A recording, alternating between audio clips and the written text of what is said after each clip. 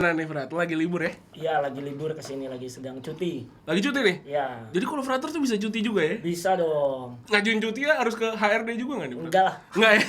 emang udah jatahnya. Oh, udah dapat jatah ya? Ketika itu sebelum menjadi seorang misinar, ketika masih kelas 1, kelas 2, TK, saya tuh pernah punya angan-angan, saya pengen bilang ke orang tua saya pengen suatu saat nanti saya ada yang berdiri di atas alat Luar itu. biasa. Berarti kalau Rabu dan Minggu kayak gitu? Ya, Sama selalu. ya?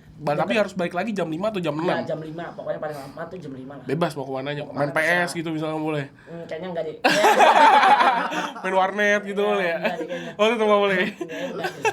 Kayak itu menabrak ini ya, kaul kayaknya kalau kayak gitu.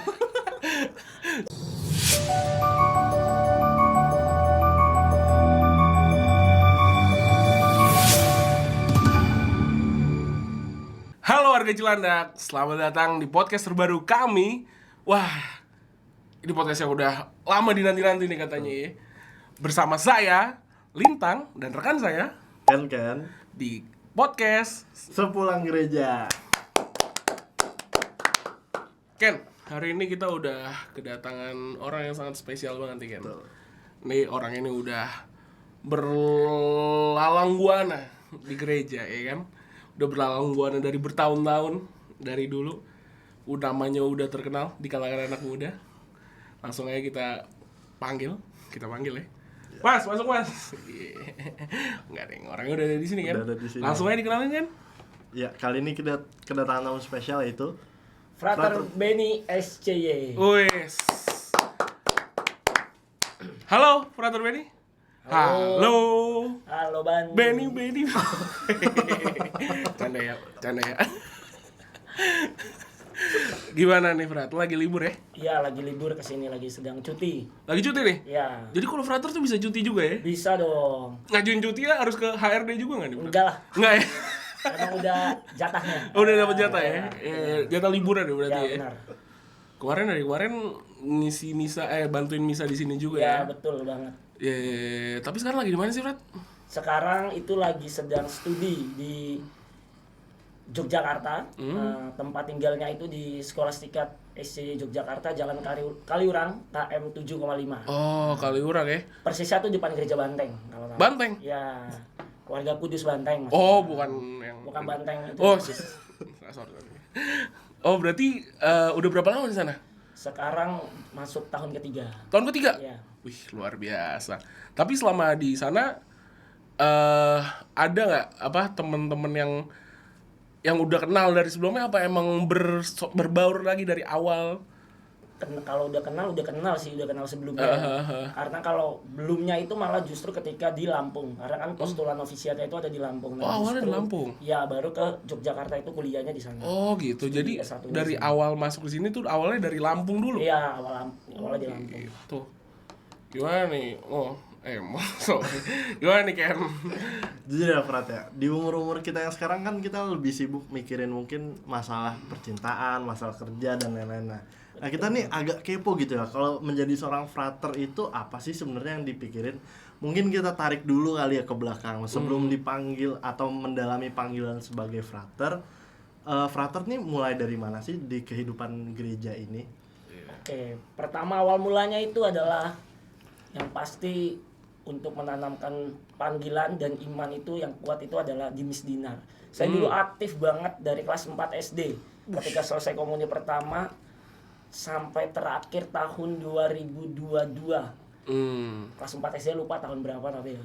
Sampai tahun 2022 itu saya berkecimpung di dalam dunia pelayanan yaitu Misdinar bersama anak-anak Misdinar.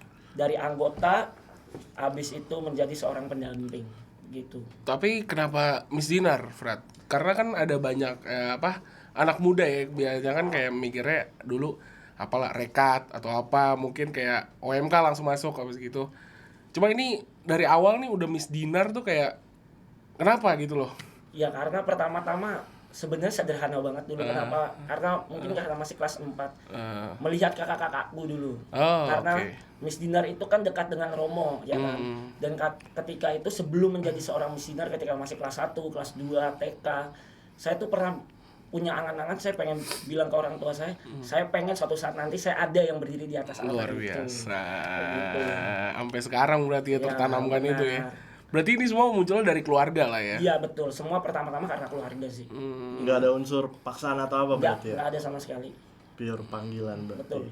Berarti emang jadi Miss Dinar role modelnya, atau ada nggak sih sosok yang emang Frater lihat tuh waktu jadi sosok hitam. waktu jadi Miss Dinar tuh kayak Contoh gitu. iya jadi makin semangat gitu lah, entah tugas Miss Dinar atau pelayanannya gitu. Kalau contoh sih ya pasti ada ya, mungkin kakak-kakak, terus kayak teman-teman, maksud dalam arti teman-teman kakakku yang sudah berkecimpung lama di dunia Miss Dinar, di situ menjadi model. Tetapi pertama-tama ya model sesungguhnya itu ya Romo yang hadir dalam Ekaristi itu sendiri sih sebenarnya. Nah, tadi kan bilang dari Miss Dinar ini dari tahun berapa tadi? Sorry. Dari kelas 4. Dari kelas 4 SD sampai 2022. Iya. Berarti kan itu ada masa-masa yang harus Frater tinggalkan lah. Kayak misalkan betul. nongkrong ataupun Yes, betul banget. misalkan sorry ya kan lu Frater cuma kayak cinta-cintaan gitu kan masih ada yang ditinggalkan lah. Betul. Itu gimana caranya biar menyelaraskan lah. Kayak hal-hal itu yin dan yang-nya kan kadang harus berjalan juga kan. Iya betul sih. Setengah-setengahnya itu. Pasti emang nggak mudah ya sebagai anak muda. Jujur saya pribadi sebagai manusia biasa juga, namanya juga tahu yang namanya rasanya jatuh cinta, terus pengen banget nongkrong, pengen banget kayak main kayak pada orang-orang pada umumnya. Tetapi itu semua bukan pertama-tama saya tidak saya tinggalkan. Saya tetap menjalankan relasi-relasi. Saya pernah ikut nongkrong juga, terus yang kedua juga ikut dalam arti pernah pacaran juga. Terus juga kayak di luar dalam arti ya main dengan siapapun ya, mau agamanya apapun itu semua pernah saya alami semua. Tetapi lagi-lagi yang menjadi dasar saya adalah Tuhan itu yang memanggil. Jadi bagaimana bagi saya itu yang tidak saya pernah tinggalkan. Bagaimana menjadi seorang pelayan itu adalah tanggung jawab. Nah, ini dia kadang tuh anak muda sekarang tuh kadang lupa gitu loh. Kadang banyakan nongkrong tapi lupa akan Tuhannya. Banyak yang kayak gitu tuh. Betul. Itu gimana ya cara untuk menyelaraskannya itu loh sebenarnya. Karena nggak semua anak muda tuh kayak gitu. Ya betul sih. Balik lagi ya sebenarnya kalau pelayanan, kalau bagi saya pribadi pelayanan itu tidak bisa dipaksakan. Benar nggak sih? Tidak ada seperti kayak kita kerja ada dalam arti ada gaji atau ada lain sebagainya. Namanya kalau pelayanan itu balik lagi bagaimana hati kita yang mau memberi. Kalau di situ kita memang sudah care, dalam arti kita sudah mau memberikan diri kita, pasti saya yakin sih sesibuk apapun kita sebagai anak muda, sehetik apapun, struggle apapun sebagai anak muda, pasti kita akan mau menyempatkan diri kita. Pertama-tama jangan melihat pelayanannya, tapi bagaimana kita melihat siapa yang kita layani. Itu sih. Jadi sebenarnya kan balik lagi pelayanan itu kan sebenarnya untuk Tuhan kan. Betul. Ya, jadi nggak usah mempedulikan orang-orang yang bagaimana. Tujuan akhirnya kan untuk Tuhan ya. Betul. Luar biasa sekali sih ya. Pengalaman mas tawa-tawa mulu mas. Nggak suka berantem tawa-tawa mulu. Keren ya. Menginspirasi. Apa yang mas dapat dari orator ini? Iya kan selama ini pelayanan yang mungkin ada aja kan yang mungkin pelayanan di dalam gereja itu untuk hal-hal tertentu, nggak untuk Tuhan selalu, mungkin untuk dekat sama seseorang contohnya. Iya betul. Jadi dengan adanya kata-kata Frater ini kan anak muda jadi lebih kayak oh iya selama ini yang harus saya lakukan berarti terutama pertama-tama tuh untuk Tuhan. Luar biasa. Baru yang lain dulu. Luar biasa. Bonusnya nanti. Bonus Iya, ya. bonusnya. Bukan untuk gue mau nyari cewek, gue harus datang ke sini. Nggak masalah kalau motivasinya. Sebenarnya nggak masalah, tapi itu sebenarnya balik lagi intinya ini pada Tuhan. Yang sisanya ini bonusnya aja kan. Kayak kita dapat pasangan misalkan atau dapat teman baru dari pelayanan ini ya kan. Ya kayak gitu sih. Cuma ya gitu kadang orang suka lupa aja mungkin ya. Makanya ada satu kata-kata Romo SCY yang pernah berkarya di Paroki Cilandak tuh mengatakan semakin kamu banyak melayani kamu akan semakin banyak mengenal. Luar biasa. Saya tuh pasti justru disitulah gongnya. Ketika kita semakin banyak melayani itulah yang tadi ku katakan bonusnya itu yang pasti ada, percayalah. Benar. Kata Romo siapa nih?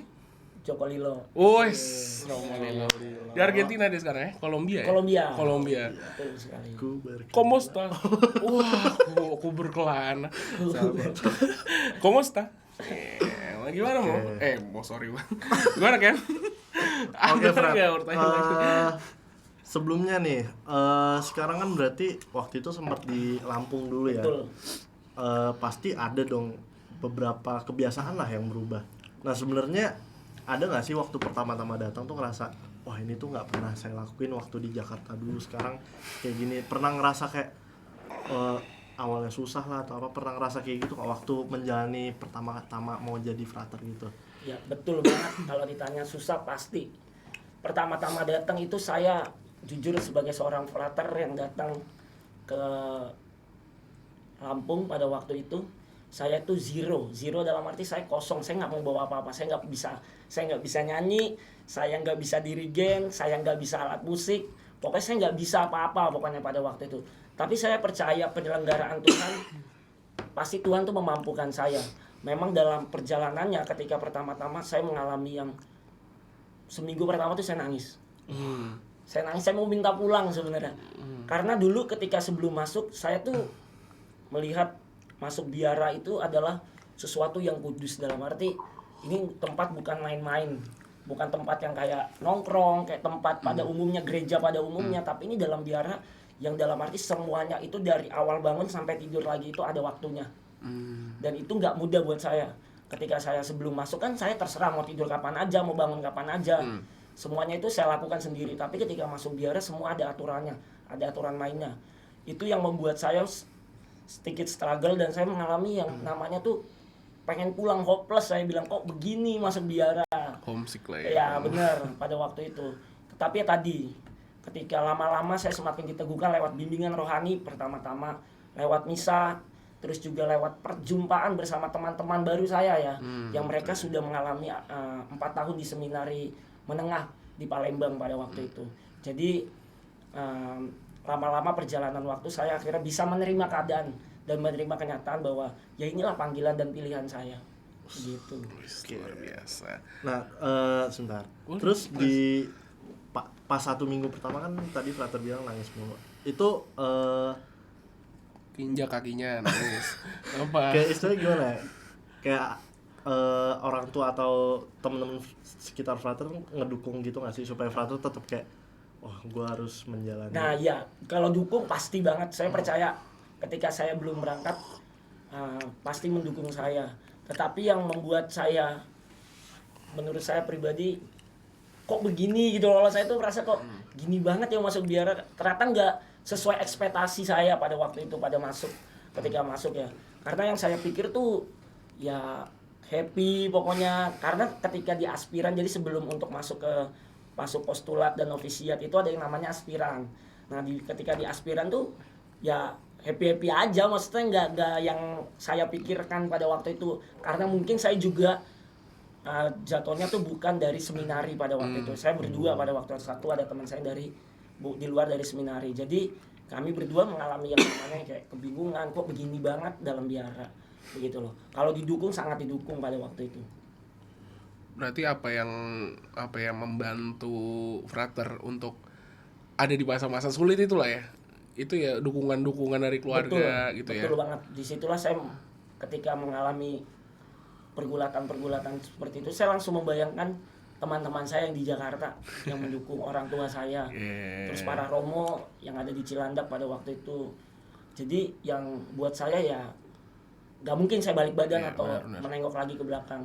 Sekarang saya prinsipnya yang ada di depan mata sikat ya. Pokoknya gitu. Tapi emang awal-awal pasti emang seberat betul, itu ya. Betul pasti. Apalagi dari Jakarta dengan kehidupan Jakarta yang berlampu-lampu ini ya kan. Ke Lampung sana kan nggak gunung. Iya ketemu gajah di Lampung kan. Gajah Lampung bro. Ada lagi gimana nih bro? Mau lagi Ken. Jadi kan tadi yang kayak Lintang bilang kan dari Jakarta pindah ke Lampung kan pasti banyak lah yang berubah juga, termasuk penggunaan handphone. Betul. Nah sebenarnya kayak kehidupan seminari yang istilahnya kita kan nggak tahu nih sebenarnya boleh megang handphone atau enggak. Terus kalau emang misalnya nggak boleh itu sebenarnya kehidupan sehari-harinya gimana sih, Frat? Oke, di kehidupan sehari-hari untuk SCY ya, saya mengatakan untuk SCY ya, pertama-tama pasti yang namanya dari awal yang tadi saya katakan, di awal bangun sampai tidur lagi itu semua sudah terkonsep, dalam arti sudah ada agendanya.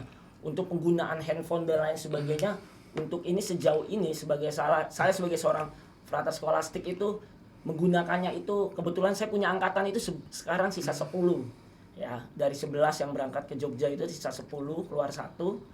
Itu kami dikasih hanya 1 handphone untuk 10 orang ya. Bagaimana mengaturnya itu saya dan teman-teman mengaturnya dengan baik ya. Kebetulan kami dan angkatan itu seperti kayak izin dulu mau kemana, mau menggunakannya apa. Kalau saya pribadi sih untuk telepon atau kepentingan-kepentingan yang lain. Selebihnya kalau untuk di Skolastikat itu untuk penggunaan yang lain itu lewat Instagram.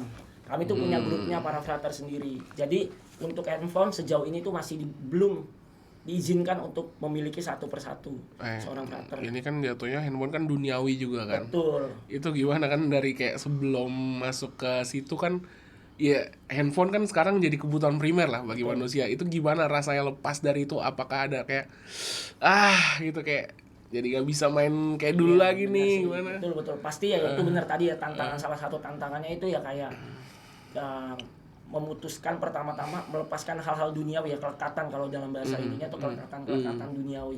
Itu yang sangat sulit, apalagi saya benar tadi saya sebagai dari orang Jakarta. Dengan kelekatan itu sangat sulit. Tapi itu tadi pertama-tama saya mikirnya ketika sudah masuk dengan aturan yang seperti ini, suka nggak suka, mau nggak mau, ya harus dijalankan. Pasti memang ya tadi pasti ada rasa kesulitan, ada rasa kayak pengen banget gatel tangan ini kalau nggak ngotak-ngatik, atau nggak pengen punya uang, pengen jajan ya kan, keluar pengen mesen apa, mesen itu, mesen lain sebagainya. Itu pasti ada, tetapi balik lagi ketika sudah di dalam, saya percaya sih ya tadi ya dengan bimbingan dan lain sebagainya, saya semakin kayak dimurnikan. Pertama-tama bukan itu sebenarnya, bukan karena handphone atau perempuan atau lain sebagainya ya, kelekatan yang justru menghambat panggilan itu sendiri gitu. Sebenarnya kalau dari frater sendiri, pergumulan apa sih yang akhirnya timbul selama 2 tahun menjelang 3 tahun ini ya, pergumulan pribadi ya, kayak kenapa nih kayak gini nih? Berat jadi banget ya pergumulan lagi. enggak karena pasti semua orang pun merasakan itu gak sih? Bahkan Romo pun pasti ada pergumulan sendiri kan. Nah, saya penasaran kenapa, apakah ada suatu pergumulan yang timbul ada ketika menjalani masa ini nih? Ini kan masa sulit nih jatuhnya kan, masih awal-awal. Ini masa-masa masih merintis. Iya. Bagi saya yang membuat saya bergumul itu pasti sisi manusiawi saya sebagai seorang laki-laki. Itu pasti ada rasa ingin memiliki seorang pasangan. Itu tuh sangat, kalau kami dalam dunia rohani bimbingan itu mengatakan ya itu wajar ya. Itu justru kalau kita masih suka sama orang, di situ kita masih yang namanya normal ya.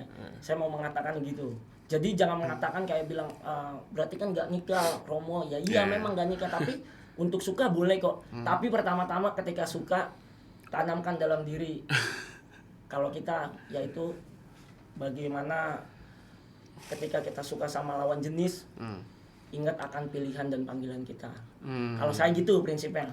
Jadi saya tahu, sadar Romo saya tuh suka, tapi saya tahu akan pilihan dan panggilan saya. Dan pertama-tama karena saya sudah mengucapkan kaul sementara ya. Jadi dengan kaul itu saya semakin sadar, bukan pertama-tama kekuatan hal duniawi dalam arti ya saya suka dengan lawan jenis itu yang menjadi yang utama, tetapi tidak, itu menjadi diolah menjadi sesuatu yang lebih baik, artinya mewartakannya juga dengan lebih baik kepada orang-orang. Dan yang kedua itu pergulatannya itu ya setia, itu susah. Bagaimana untuk saya tuh sampai di titik ini terkadang saya masih bertanya-tanya kayak saya tuh sanggup gak ya?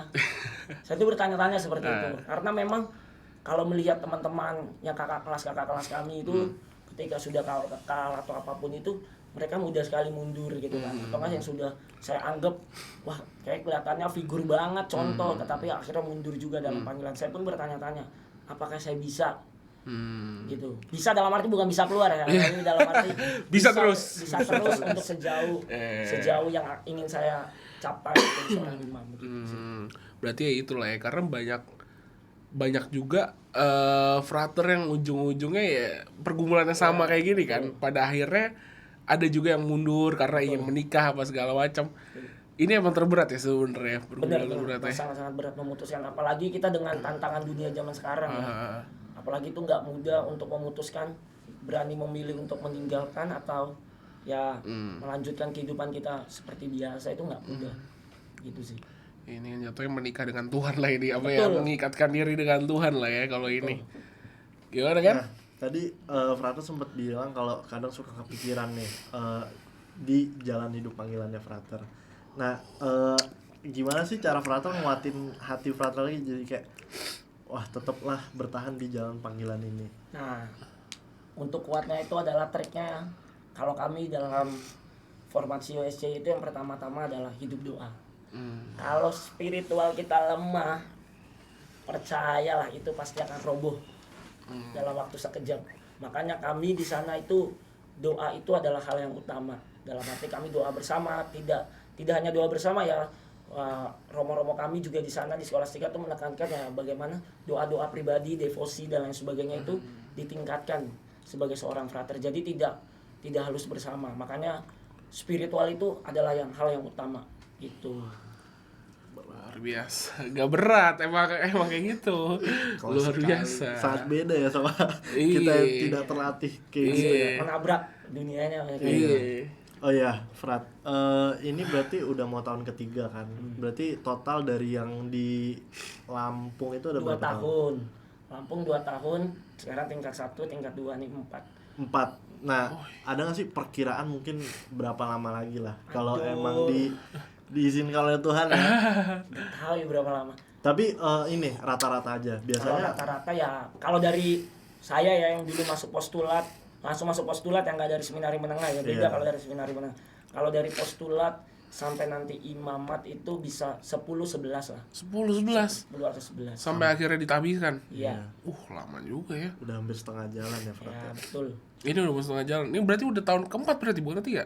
Iya, ini tahun Kalau keempat. iya. Kalau di dari awal ada di postulat, tapi kalau di Yogyakarta tahun. Sebentar. Untuk orang awam kan nggak tahu nih, Ya. postulat itu apa sebenarnya nih? Nah, kalau postulat itu adalah awal sebelum masuk dalam dunia formasi itu pertama dulu aspiran itu kita mengenal. Oke. Mengenal, contohnya kita memilih kongregasi atau diosesan itu kan kita tuh live in dibilangnya. Oke. Live in panggilan itu di tempat di mana kita akan ditunjuk. Biasanya dulu kalau saya di paroki Santo Barnabas Pamulang. Oh, dekat sini. Dekat sini.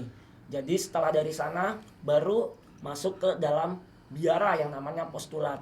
Postulat ofisiat itu adalah penyemayan di awalnya tuh di situ. Di postulat ofisiat bagaimana kepribadian di postulat itu kita menyelesaikan kepribadian kita, mengenal kepribadian kita, masalah-masalah yang ada dalam kepribadian kita. Di situ kita selama 1 tahun kita diolah kepribadian kita. Yang kedua itu adalah novisiat. Di masa novisiat itu adalah lebih ditekankan hidup rohani. Makanya tadi saya katakan doa.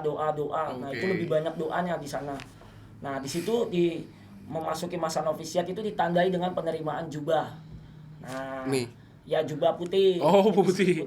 Itu boleh. Baru nanti setelah di novisiat selama 1 tahun kita dianggap layak dan pantas, kita boleh menerima kaul pertama. Nah, ada kaul kemiskinan, ketaatan dan kemurnian.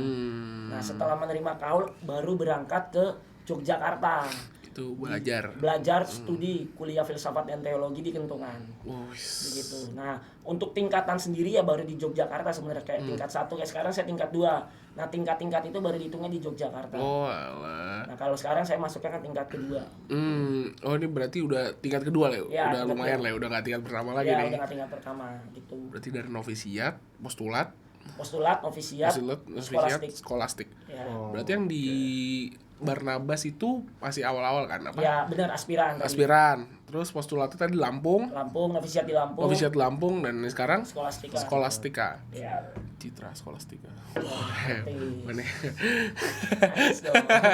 Sorry. Oh iya, kalau kan kebetulan waktu itu ada temen yang kakaknya udah tahun orientasi apa gitu di Papua. Nah, kalau tahun orientasi yang frater ini ada nggak sih kayak TOR sama tahun orientasi pastoral juga? Nah, Iya. dua itu tuh bisa dijelasin ke kita yang awam gitu nggak? Kalau Itu nah sebenarnya itu apa sih? tahun orientasi rohani itu penyebutan untuk imam diosesan. Nah, mereka tuh bilangnya karena mereka tuh cuma 1 tahun. Setelah itu mereka selesai dari sana langsung kuliah. Makanya mereka tuh lebih cepat daripada kita yang imam biarawan.